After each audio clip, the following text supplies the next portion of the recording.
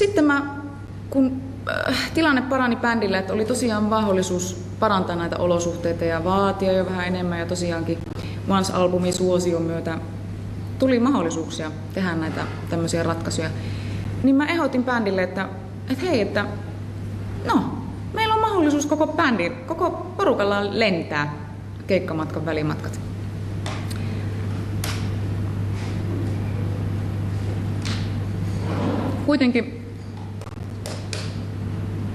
Kuitenkin tässä asiassa niin bändi valitsi sen bussimatkustamisen, koska he oikeasti näkivät sen parhaakseen. Ja se, että heidän ei tarvitse olla siellä hiljaa ja ilman party-meininkiä, kun meikäläinen ei ollut siellä matkassa mukana heidän kanssa. Eli bändi hyvin mielellään antoi mulle siinä mahdollisuuden matkustaa mun miehen kanssa nämä välimatkat lentäen. Ja toki myös Euroopassa sitten, kun me oli pitkiä välimatkoja, niin bändimme lensi myös meidän mukana. Ihan niin kuin se huomattiin, että se bussimatkustaminen on raskasta. Ja aika oli kortilla ja piti jaksaa. Anyway.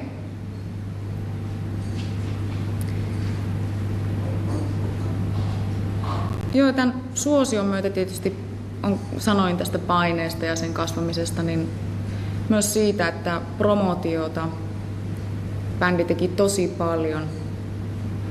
Että ne vapaapäivät ei ollutkaan enää vapaapäiviä silloin kiertueella, että sitä tehtiin haastatteluja paljon ja ei niin kuin ollut enää sitä semmoista aikaa sille semmoiselle yksityisyydelle, mitä oli ennen tätä suurempaa sukseeta.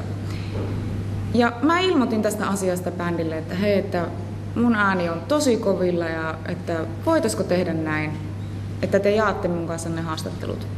Ja he tekivät. Tässäkin on yksi osoitus siitä, että he oikeasti välittivät.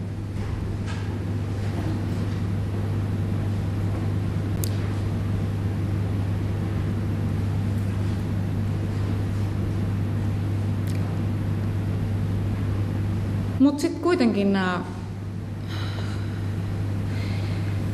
asiat, ne ongelmat oli siellä ilmassa, mutta se, että mikä oli mulla olla kiertoilla, miksi mä halusin tietää asioista. Totta kai ihminen haluaa tietää, mihin sitä päänsä pistää.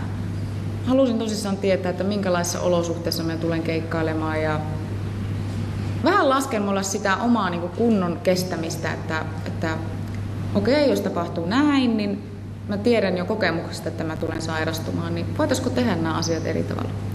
Esimerkiksi backstage-olosuhteet, niin oli sanomattakin selvää koko bändille se, että kun en tupakoi, en pidä siitä, ei ole hyvä mun olla sellaisessa tilassa, missä tupakoidaan. Ja niin kuin bussimatkustajasta silloin alkuaikana, niin pojat ei tupakoineet bussissa sen takia, koska he oikeasti kunnioittivat sitä asiaa, että se oli mulle katala paikka. Ja sen takia mä taas suosion kasvaessa mulle tuli mahdollisuus sanoa, että hei, että voisiko olla mahdollista, että mä saisin oman backstage-huoneen, koska naisena jätkien kanssa kiertueella, niin se toi taas semmoisia asioita, että mä esimerkiksi vaihdoin vaatteita. Niin se on ollut aina hirveän mukava mennä vessaan vaihtamaan vaatteita.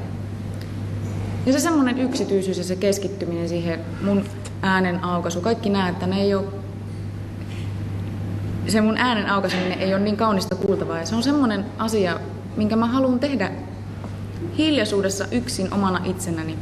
Jos siinä oli 1 000 000 ihmistä mun ympärillä, niin mä koen, että mä en pystynyt sitä tekemään niin hyvin kuin mahdollista.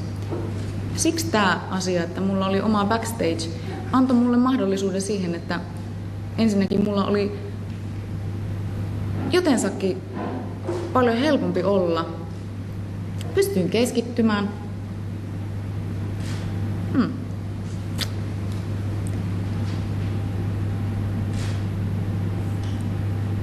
Mutta sitten se, että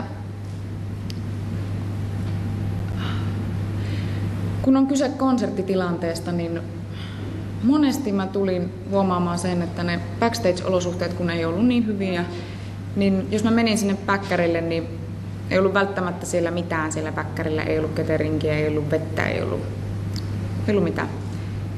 Ja oli kylmä ja piti teipata, mä itse teippasin monet kerrat niin ilmastointiteipillä, niin ilmastointikanavia umpeen ja ikkunoita umpeen, että tirkistelijät päässyt näkemään, kun mä sillä vaatteita vaihoin. No ihan selviä juttuja. Sitten mä päätin jossain vaiheessa, että hei, että kun ei tiedä niistä olosuhteista, niin mä päätin, että pari tuntia ennen keikkaa niin riittää siihen, että mä menen sinne keikkapaikalle valmistamaan itteni, laittamaan meikin ja mitä mä siihen tarvitsin? Yhden peilin, pari pulloa vettä, silityslaudan ja raudan, jolla silitin itse vaatteeni, ne esiintymisvaatteeni. Ja tää tuntui jotenkin, pesin jopa alusvaatteitakin sillä päkkärillä käsin. Että tää tuntui niin kuin jotenkin niin huvittavalta joitakin ihmisten kanssa. Tuli toimittaja, että mitä se Turunen tuolla, peseekö se alkkareitaan? Ai se silittää omia vaatteita ja he tulivat ottamaan kuvia. Mulle tää oli ihan itsestäänselvyys, että en mä tarvitse siihen ketään muuta ihmistä tekemään tämmöisiä asioita. Se on minä, joka nämä asiat hoidon. Ja kaikkeen näihin juokseviin asioihin sitten mä tarvihin mun miestä. Koska jos ei olisi ollut Marceloa siellä, niin mä olisin tarvinnut jonkun ihmisen minua auttamaan. Hän oli se ihminen, joka keikkojen aikana esimerkiksi niin auttoi vaihtamaan mua vaatteita. Kun tultiin siihen, että mä halusin vaihtaa esiintymisasuja keikan aikana, tehdä siitä sellaisen kokonaisuuden, semmoisen shown, joka oli visuaalisesti näyttävä, kun musiikkikin oli niin näyttävää ja bombastic, se todella niin mahtibondista. Niin mä jotenkin näin sen, että sen mun asujen vaihtaminenkin oli osa kokonaisuutta. Ja siitä tuli osa bändin imagoa. Niin mun mies oli siinä mua auttamassa.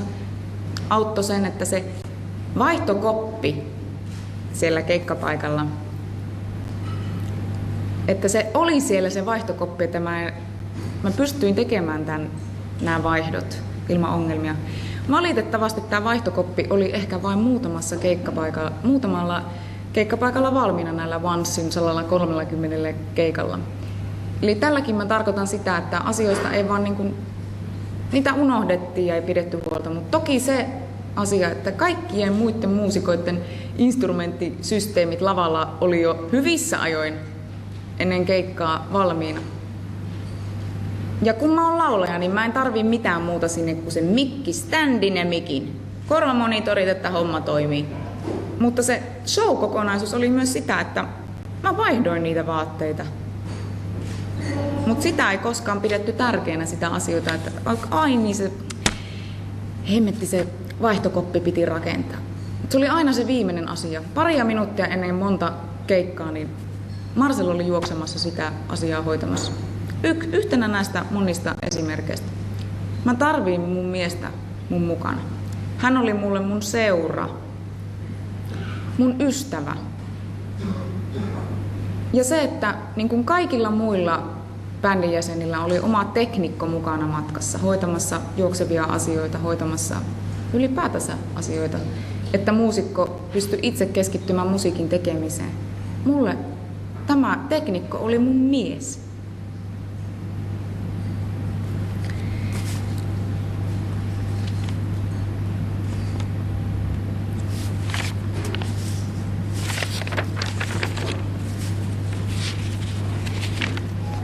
Jaksatteko te vielä kuunnella?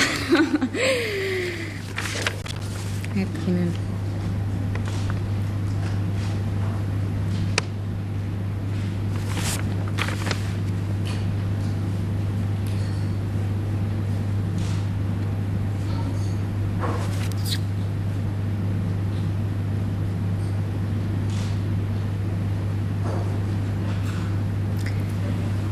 No.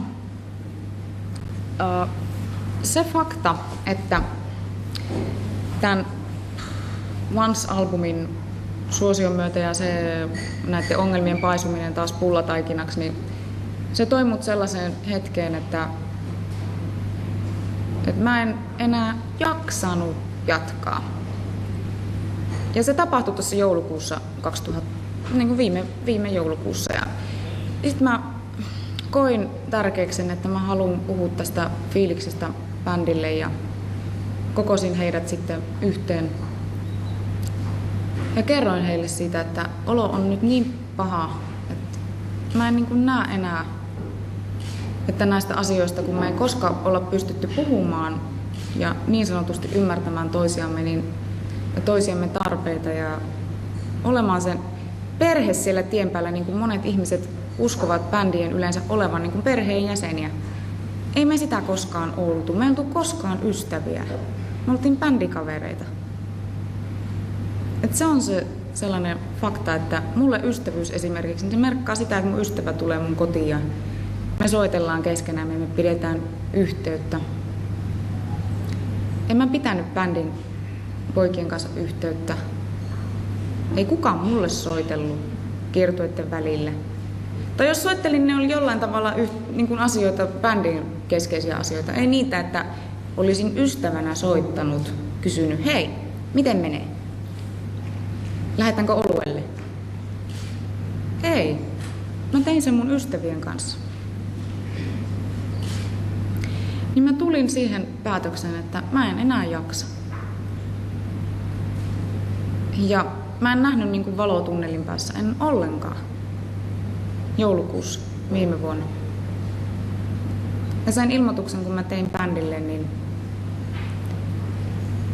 toki ilmoitin sen näin, että mä tulen jatkamaan tämän kiertueen loppuun. Teen konsertit 100 niin kuin aina oon tehnyt Nightwishilla. Mä en ole kertaakaan voinut mennä lavalle, että mä olisin feikannut. Jos meillä oli lavan ulkopuolella oli ne ongelmat. Heti kun bändi käveli rappuset alas, niin alkoi ongelmat. Mutta ne ongelmat ei ollut siellä lavalla ja siinä musiikin tekemisessä, siinä musiikillisessa yhteydessä, mikä meillä oli bändinä.